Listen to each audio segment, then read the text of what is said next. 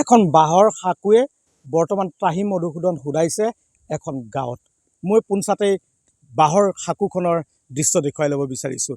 এয়া হৈছে এখন ভঙা বাঁহৰ সাঁকো আৰু এই বাঁহৰ সাঁকোৰে প্ৰতিনিয়ত বিদ্যালয়ৰ ছাত্ৰ ছাত্ৰীৰ পৰা যিসকল স্থানীয় লোকে অহা যোৱা কৰিবলগীয়া হয়, বেপাৰ বাণিজ্যকে আদি কৰি বিভিন্ন ক্ষেত্ৰত। কিন্তু এই বাঁহৰ সাঁকোখনক লৈ বৰ্তমান দেখিবলৈ পোৱা গৈছে ৰাইজসকল যথেষ্ট পৰিমাণে চিন্তিত হৈ পৰিছে।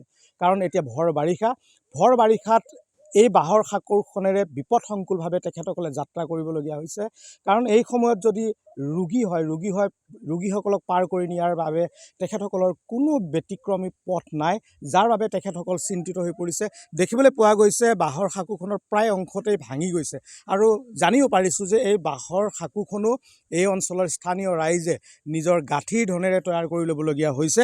চৰকাৰী পক্ষক বাৰে বাৰে অনুনয় বিনয় কৰাৰ পিছতো তেখেতসকলে কিন্তু আজিলৈকে এখন বাঁহৰ সাঁকো লাভ কৰিবৰ কাৰণে সক্ষম হোৱা নাই। মই পোনছাতে স্থানীয় জনসাধাৰণৰ সৈতে কথা পাতিব বিচাৰিম। দাদা, এই গাঁওখনৰ নাম কি? গাঁওখনৰ নাম হ'ল বৰভগীয়া বিলবস্তি বেলশ্ৰী বুলি কয়। গোহাঁইত যোৱা ৰাস্তাটো এতিয়াও বাঁহৰ দলং? এতিয়া বাঁহৰ দলং বহুত দিনৰ পৰা এইটো বাঁহৰ দলং। আমি এইটো বাঁহৰ দলং নিজেই এই চান্দা তুলি বজাৰত দোকানে চান্দা তুলি আমি নিজেই গাঁঠিৰ দন ভাঙি দিওঁ। চৰকাৰে দিয়া নাই? চৰকাৰে এতিয়ালৈকে যেনে শুনি পাওঁ পঞ্চায়তত আহে বস্তুটো, কিন্তু পঞ্চায়তৰ পৰা কাম নকৰে। এতিয়া কেনেকুৱা অসুবিধা হৈছে আপোনালোকৰ? অসুবিধা মানে চাগে আপোনালোকে নিজেই চাই আছে। এইটো মানুহটো হাঁহটো টানি আমি নিজেই পৰি গৈছিলোঁ, দেখিছে এইটো।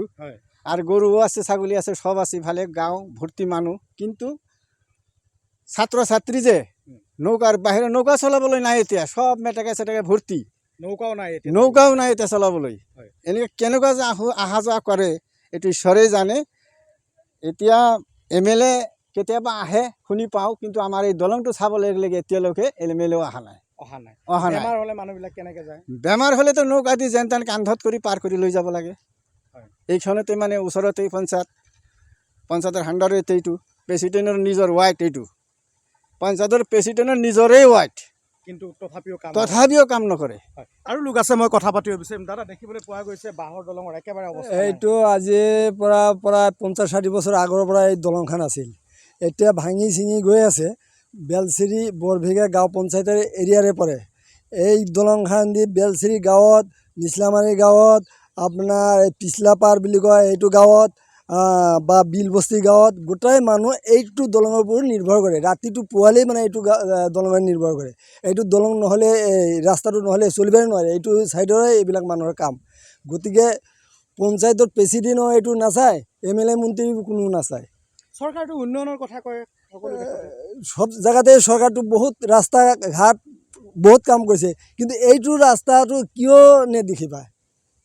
কি জনাব চৰকাৰক? আৰু আজিৰ পৰা 4 বছৰ 5 বছৰ আগত এটা বয়সস্থ মানুহ ইয়াত পৰি যায়, পিঠৰ হাত দি ভৰি এখন ভাঙি ল'লে এইটো দলঙৰ পৰা।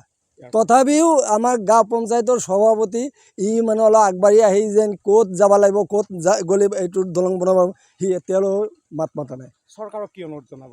এতিয়া চৰকাৰে জনাব না সি নিজেই বনাই দিব? এইটোতো গাঁও পঞ্চায়তৰ প্ৰেচিডেণ্টটো আমিও মানে তাক মানে মাতিলেও নাহে। এনেধৰণে বৰ্তমান দেখিবলৈ পোৱা গৈছে যে ৰাইজসকল যথেষ্ট ক্ষোভিত হৈ পৰিছে। কাৰণ একমাত্ৰ অহা যোৱাৰ সম্বল এই বাঁহৰ সাঁকোখনেই। বৰ্তমান দেখিবলৈ পোৱা গৈছে বাঁহৰ সাঁকোখনৰ অৱস্থাও তথৈবচ, যাক লৈ চিন্তিত হৈ পৰিছে এই অঞ্চলৰ গাঁওবাসী ৰাইজে।